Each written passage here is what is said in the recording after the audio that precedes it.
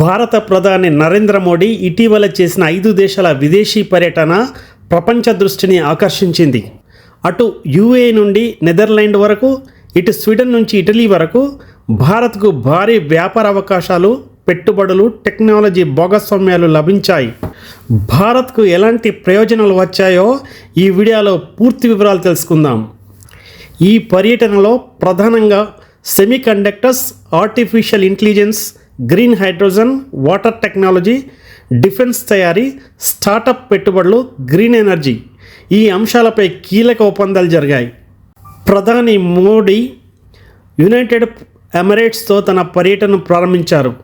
భారత్ మరియు యుఏఈ ఈ మధ్య మొత్తం 7 కీలక ఒప్పందాలు జరిగాయి. ముఖ్యంగా ఎనర్జీ రంగం, fintech, smart ports, logistics, infrastructure, digital payments రంగాల్లో సహకారం పెంచేందుకు నిర్ణయాలు తీసుకున్నారు. గ్రీన్ హైడ్రోజన్ మరియు సోలార్ ఎనర్జీ రంగంలో భారీ పెట్టుబడులపై చర్చలు జరిగాయి. భారతీయ యూపీఐ చెల్లింపుల వ్యవస్థను అంతర్జాతీయ స్థాయికి తీసుకువెళ్లే దిశగా చర్చలు జరిగాయి. యుఏఈ పెట్టుబడి సంస్థలు భారత్లోని డేటా సెంటర్లు, real estate, artificial intelligence startups, infrastructure ప్రాజెక్టులలో పెట్టుబడులు పెట్టేందుకు ఆసక్తి చూపించాయి.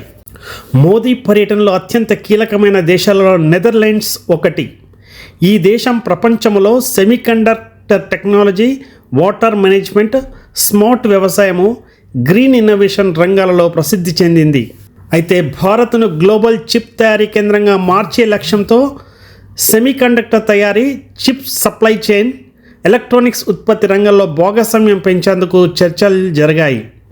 నెదర్లాండ్స్తో కలిసి వరద నియంత్రణ, నీటి రీసైక్లింగ్, స్మార్ట్ ఇరిగేషన్, నదుల నిర్వహణ టెక్నాలజీలపై ఒప్పందాలు జరిగాయి. మరియు గ్రీన్ హైడ్రోజన్, క్లైమేట్ టెక్నాలజీ రంగంలో కూడా 2 దేశాలు కలిసి పనిచేయాలని నిర్ణయించాయి. నార్వే పర్యటన ప్రధానంగా గ్రీన్ ఎనర్జీ మరియు సముద్ర వాణిజ్యంపై కేంద్రీకృతమైంది. 2 దేశాలు కలిసి offshore wind energy, green shipping, hydrogen ఇంధనం రంగాల్లో పనిచేయాలని నిర్ణయించాయి. పోర్ట్ డిజిటలైజేషన్ మరియు స్మార్ట్ షిప్పింగ్ రంగాల్లో సహకారం పెంచే చర్చలు జరిగాయి. నార్వే పెట్టుబడి సంస్థలు భారత్లోని గ్రీన్ ఎనర్జీ, ఇన్ఫ్రాస్ట్రక్చర్, సస్టైనబుల్ ప్రాజెక్టుల్లో పెట్టుబడులపై ఆసక్తి చూపించాయి. స్వీడన్ ప్రపంచంలో ప్రముఖ ఇన్నోవేషన్ దేశాల్లో ఒకటి. భారత్ మరియు స్వీడన్ల మధ్య artificial intelligence technology, smart manufacturing, telecom, electric mobility రంగాల్లో కీలక చర్చలు జరిగాయి. అయితే భారత స్టార్టప్లకు స్వీడన్ నుంచి పెట్టుబడులు మరియు టెక్నాలజీ సహకారం అందించే అంశాలపై కూడా చర్చలు జరిగాయి. డిఫెన్స్ మరియు ఏరోస్పేస్ రంగాలలో కూడా భాగస్వామ్యాన్ని పెంచేందుకు ఇరు దేశాలు ప్రయత్నించాయి. ఇక ఇటలీ పర్యటనలో భారత్ మరియు ఇటలీ తమ సంబంధాలను మరింత వ్యూహాత్మక భాగస్వామ్యంగా మార్చుకున్నాయి. ఇరు దేశాల మధ్య డిఫెన్స్ తయారీ మరియు నేవల్ టెక్నాలజీ రంగాలలో సహకారంపై చర్చలు జరిగాయి.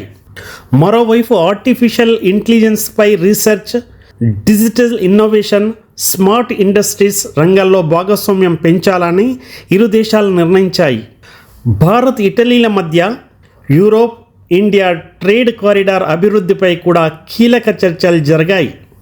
మొత్తంగా చూస్తే మోదీ 5 దేశాల పర్యటన కేవలం రాజకీయ పరంగానే కాదు, భారత్ భవిష్యత్తు ఆర్థిక వ్యవస్థకు బలమైన పునాది వేసే గ్లోబల్ మిషన్గా మారింది. ఈ పర్యటన ద్వారా భారత్కు సెమీకండక్టర్ భాగస్వామ్యాలు, artificial intelligence technology, green energy పెట్టుబడులు, డిఫెన్స్ సహకారము మరియు భారీ వ్యాపార అవకాశాలను సృష్టించే అవకాశం ఉంది.